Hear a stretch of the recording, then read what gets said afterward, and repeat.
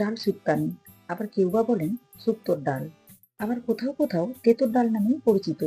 যেখানে যে নামেই পরিচিত হোক না কেন, তীব্র গরমের সময় এই ডাল খেতে অসাধারণ লাগে।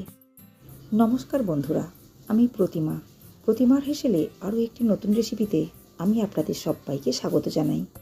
ডাল শুক্তানি বা তেঁতুর ডাল বানাবার জন্য নিয়েছি 1 বাটি পরিমাণ মটরের ডাল।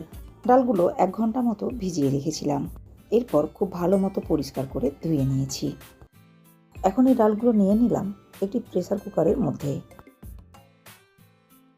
দিয়ে দিলাম হাফ গ্লাস পরিমাণ জল। এরপর ঢাকনা বন্ধ করে গ্যাস ওভেনে বসিয়ে 2 থেকে 3টে সিটি দিয়ে নিতে হবে। এরপর গ্যাস ওভেনে কড়াই বসিয়ে কড়াইয়ের মধ্যে দিয়ে দিলাম 3 টেবিল চামচ পরিমাণ সর্ষের তেল। তেল খুব ভালো মতো গরম করে নেওয়ার পর তেলের মধ্যে উচ্ছে কিংবা করলা দিয়ে খুব ভালো করে ভেজে নিতে হবে। উচ্ছের মধ্যে দিয়ে দিলাম সামান্য পরিমাণ লবণ ও হলুদ গুঁড়ো। নাড়াচাড়া করে উচ্ছেগুলো খুব ভালো করে ভেজে নিতে হবে। দেখুন উচ্ছেগুলো খুব ভালো মতো লাল করে ভেজে নিয়েছি। এখন তেল থেকে উঠিয়ে নিতে হবে। ওই তেলের মধ্যে দিয়ে দিলাম কেটে নেওয়া 4টে সজনে ডাঁটা। তবে ডাঁটাগুলো খুব বেশি ভাজবো না, কয়েক সেকেন্ড নাড়াচাড়া করে নিলেই হবে। ডাঁটাগুলো কয়েক সেকেন্ড নাড়াচাড়া করে নিয়েছি। এখন তেল থেকে উঠিয়ে নিতে হবে। আর এদিকে দেখুন মটরের ডালগুলো 3টে সিটি দিয়ে খুব ভালো মতো সেদ্ধ করে নিয়েছি। এখন এই সেদ্ধ করে নেওয়া ডালের মধ্যে দিয়ে দেব কয়েক টুকরো লাউ। লাউয়ের খোসা খুব ভালো মতো পরিষ্কার করে ছাড়িয়ে নিয়ে এরপর লাউগুলো একটু বড় টুকরো করে কেটে নিয়েছি। লাউগুলো এভাবে বড় টুকরো করে কেটে নেওয়ার ফলে খুব সহজে গলে যাবে না। দিয়ে দিলাম পরিমাণ মতো লবণ, 1টা চামচ হলুদ গুঁড়ো, দিয়ে দিলাম 2টো চেরা কাঁচা লঙ্কা, দিয়ে দিলাম আরো হাফ গ্লাস পরিমাণ জল। ঢাকনা বন্ধ করে আরো 2টো সিটি দিয়ে নিতে হবে। দেখুন 2টো সিটি দিয়ে নিয়েছি।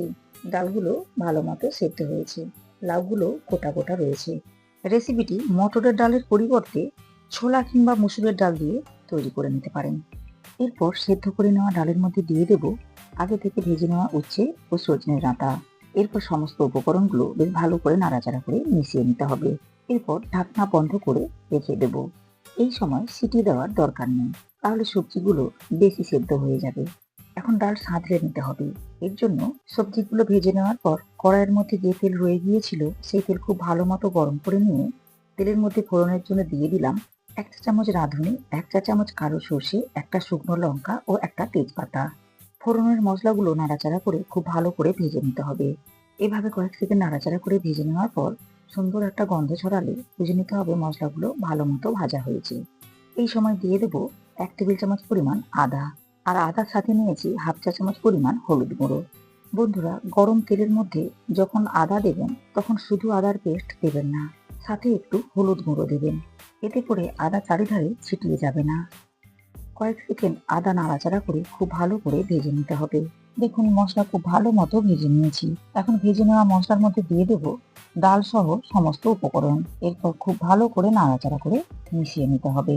ডালের মধ্যে দিয়ে দিলাম আদার রস ও রাঁধুনি বাটা। ডালের মধ্যে আগে লবণ ব্যবহার করেছি, এর জন্য এই সময় ডালের মধ্যে লবণের পরিমাণ চেক করে নিতে পারেন। দিয়ে দিলাম 1 চা চামচ পরিমাণ চিনি। ডালের মধ্যে অল্প পরিমাণে হলেও চিনি ব্যবহার করবেন, এতে করে ডালের স্বাদ অনেকাংশে বেড়ে যায়। আবারও নাড়াচাড়া করে খুব ভালো করে মিশিয়ে নিতে হবে। এভাবে 1 মিনিট মতো রান্না করে নিয়েছি। উপর থেকে সরিয়ে দিলাম 1 চা চামচ পরিমাণ ঘি। দেখুন সব সবজিগুলোই গোটা রয়েছে, আর সবজিগুলো খুব ভালো মতো সেদ্ধ হয়েছে। নাড়াচাড়া করে খুব ভালো মতো মিশিয়ে নিলেই তৈরি হয়ে যাবে ডাল শুক্তানি। এই গরমের দিনের দুপুরে আপনিও বাড়িতে বানিয়ে নিতে পারেন এই রেসিপিটি। আশা করি রেসিপিটি ভালো লাগবে। রেসিপিটি ভালো লাগলে লাইক ও শেয়ার করবেন। রেসিপিটি ফেসবুক থেকে দেখলে পেজটিকে ফলো করে নেওয়ার অনুরোধ রইল। ইউটিউব থেকে দেখলে চ্যানেলটাকে সাবস্ক্রাইব করে পাশে থাকা বেল আইকনটি প্রেস করে নেওয়ার অনুরোধ রইল। এতে করে আমি চ্যানেলে যখনই কোনো নতুন ভিডিও আপলোড করব সাথে সাথে নোটিফিকেশন পৌঁছে যাবে আপনাদের কাছে। ভালো থাকবেন, সুস্থ থাকবেন। ধন্যবাদ।